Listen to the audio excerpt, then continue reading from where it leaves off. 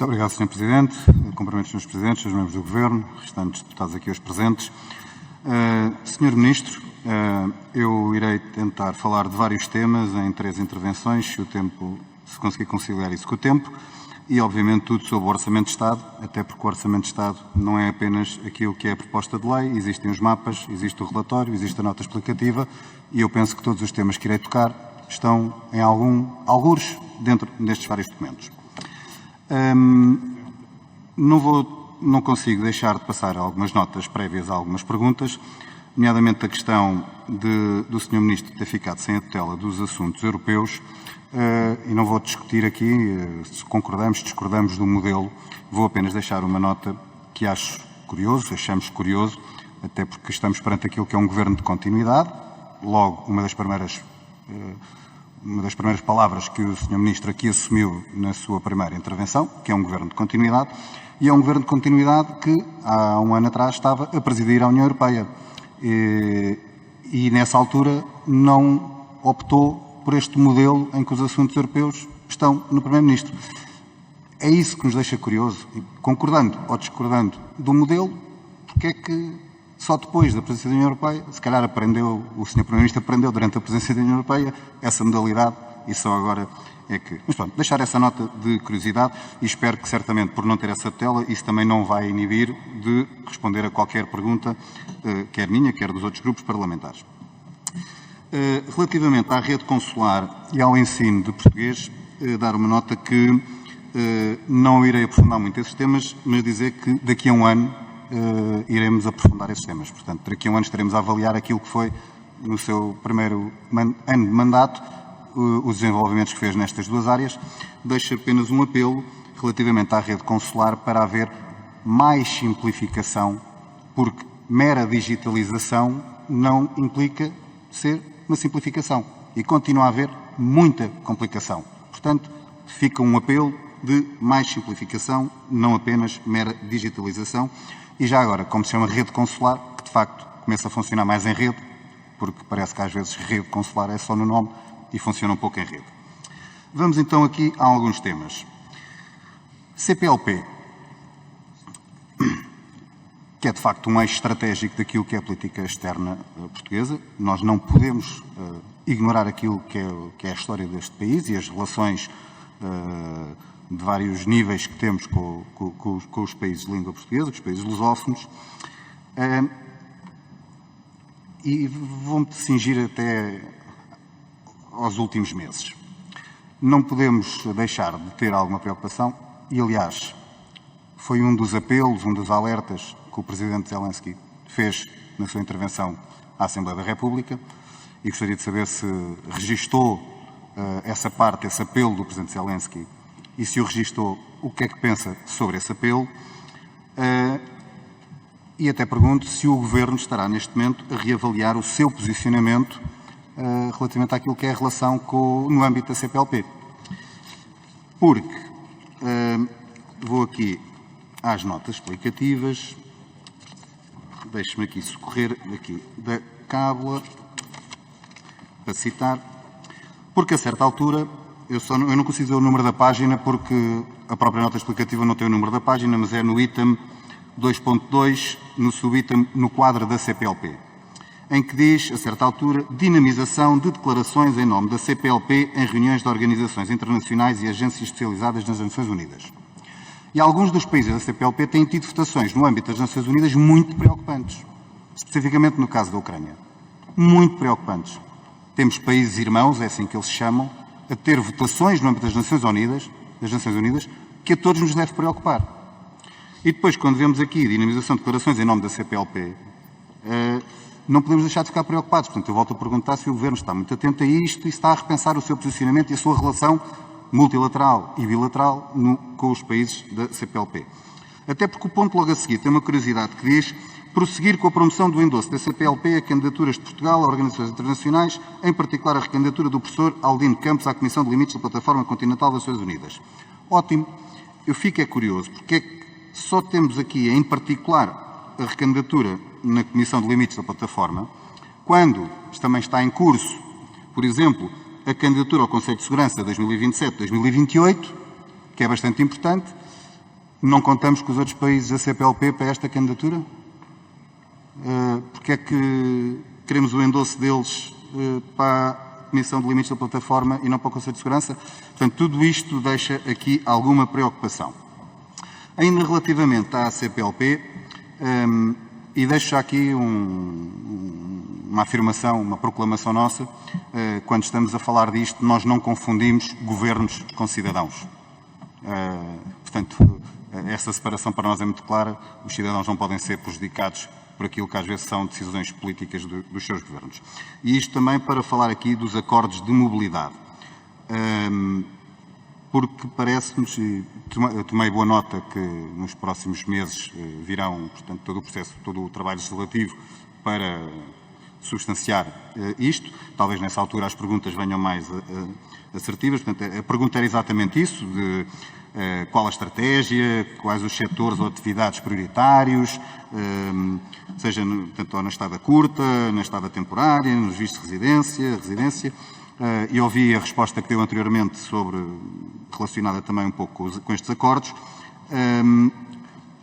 e penso que concordamos genericamente com a relevância destes acordos e do direito de circulação e da livre circulação entre estes povos, entre estes países irmãos. Fiquei só preocupado a certa altura porque destacou, posso eu ter percebido mal, era sobre outra coisa, ficou a parecer que estes acordos iriam servir quase exclusivamente para trazer mão de obra. Eu espero que não seja essa a perspectiva, porque seria bastante redutor e bastante preocupante olhar para os povos irmãos apenas como mão de obra. Não mudando de um bocado de geografia, às vezes há uma tendência, talvez seja um histórico diplomático que me preocupa. Eu vou perder o tempo. Vou-me ficar por aqui porque ainda quero ir a outros temas. Obrigado. Muito obrigado, Sr. Deputado. Não irá muitos mais temas, tem apenas 54 segundos, mas, obviamente, gerirá o tempo como entender. Sr. Ministro, dispõe de 8 minutos para responder, faça favor. Aliás, não 8 minutos, na exata medida em que é suposto ainda vir a responder às questões do Sr. Deputado. Faça favor. Muito obrigado, Sr. Presidente. Muito obrigado, Sr. Deputado Rodrigo Saraiva. Permite-me que comece precisamente com a nota prévia com que começou, em que manifestou estranheza por agora o Governo adotar este modelo. Agora o Governo tem, de facto, na tradução da sua lei orgânica, ou melhor, traduz na sua lei orgânica aquilo que é a realidade há anos. Repare, durante o ano passado, os anteriores governos, quem presidiu ao Conselho de Assuntos Gerais não foi o Ministro dos Negócios Estrangeiros. O Ministro dos Negócios Estrangeiros participa no Conselho de Negócios Estrangeiros. Participou, no anterior governo, na Comissão de Comércio, pelas mesmas razões que me levam também a participar na Comissão de Comércio, por se tratar de uma política da União Europeia para o exterior. As políticas da União Europeia dirigidas para o interior, no âmbito da Comissão de Assuntos Gerais, foram presididas pela Secretária de Estado Ana Paula Zacarias, de forma brilhante, aliás. Porquê? Porque não fazia sentido ser o Ministro dos Negócios Estrangeiros, com a sua área setorial de política externa, a presidir assuntos gerais que tratam de tudo menos de política externa. A senhora Secretária de Estado, no anterior governo, respondia ao Ministro dos Negócios Estrangeiros. Bom, teoricamente, de acordo com a orgânica, assim seria, mas é evidente que não era o Ministro dos Negócios Estrangeiros que dava as orientações para a esmagadora maioria das temáticas que estavam no Conselho de Assuntos Gerais, era o Primeiro-Ministro, por se tratarem de assuntos que extravasam a competência do Ministro dos Negócios Estrangeiros. E, portanto, há aqui também mais continuidade do que parece. A mudança orgânica não significa uma mudança profunda, não significa uma mudança toda na prática. No que diz respeito à CPLP, a CPLP é uma comunidade muitíssimo interessante, em parte pela sua diversidade, com uma fileira de grande empatia mútua, com convivência histórica que conhece, com numerosos aspectos que funcionam como grandes dinamizadores de uma aproximação entre os países. Mas os países são independentes, são soberanos e têm cada um as suas especificidades, e Portugal também tem. Ora, não é segredo que não há uma convergência absoluta em matéria daquilo que se passa da invasão da Ucrânia pela Rússia. Há diferentes posições.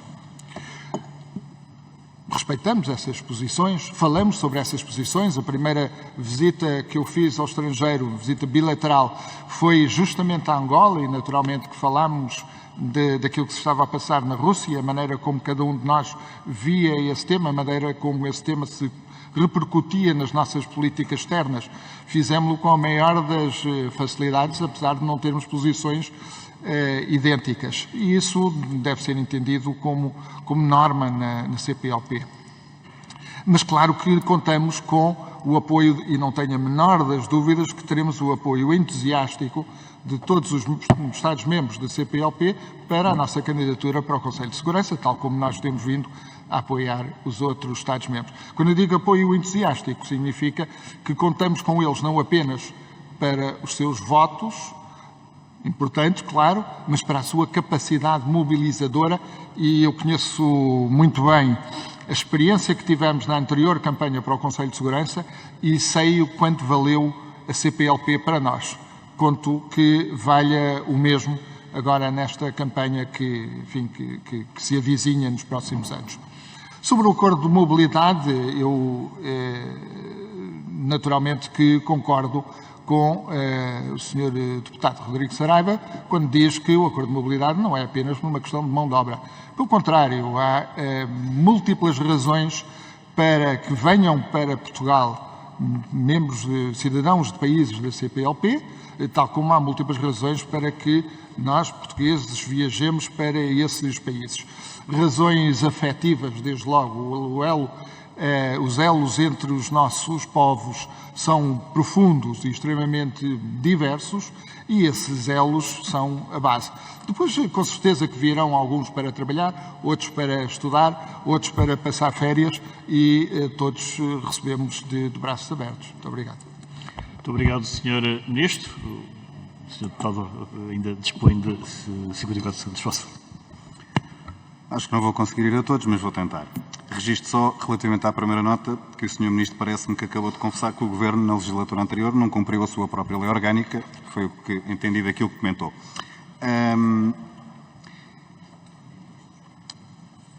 O Sr. Primeiro-Ministro esteve recentemente no Fórum Macau e disse que as nossas relações com a China deviam ser aprofundadas.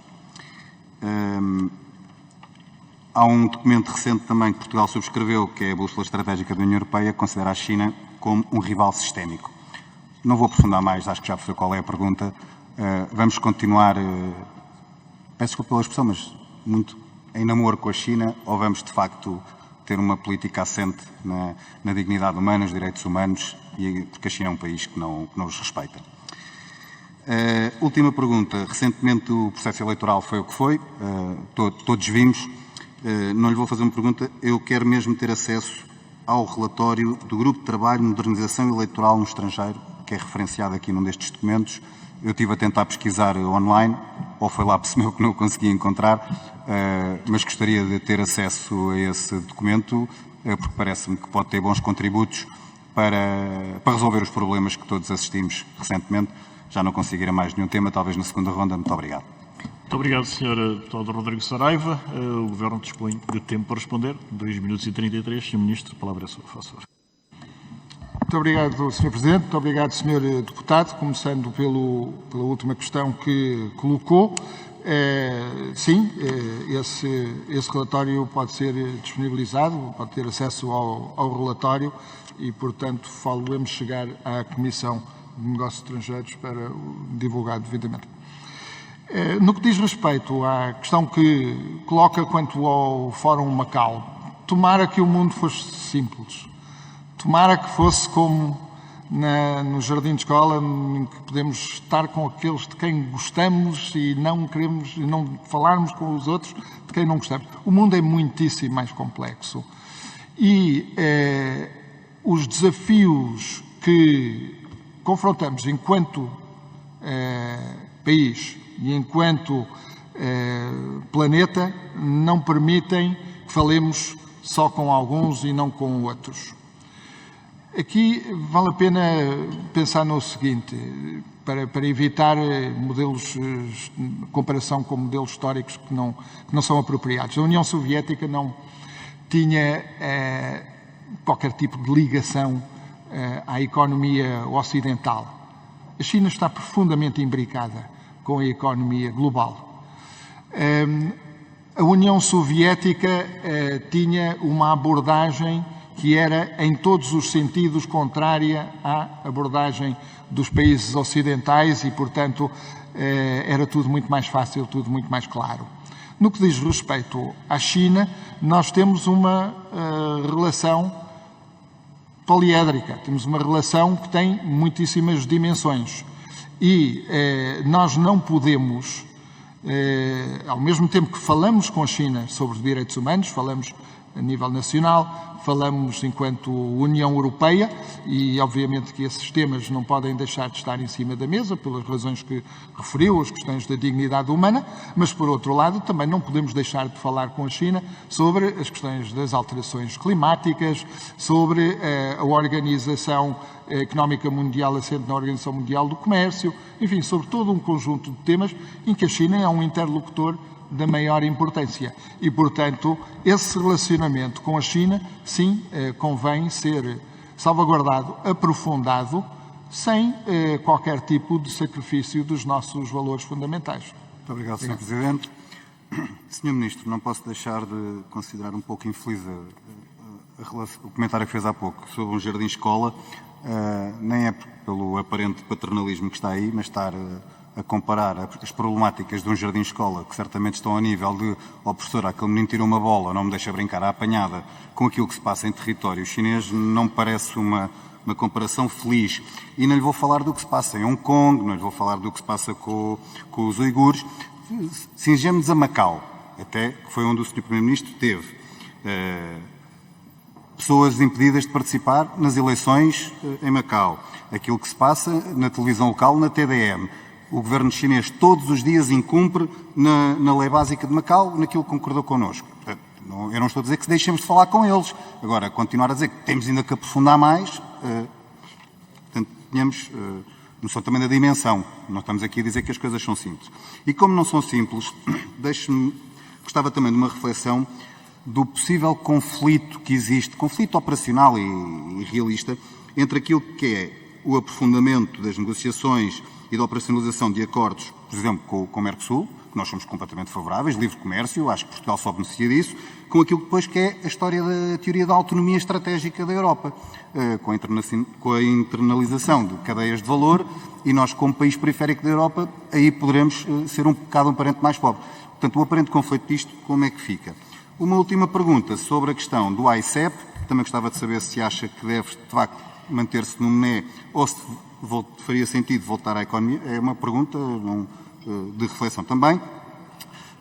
Mas, sobretudo, como é que se sente ter na sua tutela um organismo, e aqui é uma questão mesmo de orçamento de Estado, cujo peso da sua estrutura orçamental são quase 50%, não chega a 50%, mas é bastante considerável naquilo que são os valores que estão nos mapas de transferências e aquilo que é o seu valor base de orçamento. Como é que se sente relativamente a isso? Estamos a falar de transparência orçamental. Muito obrigado.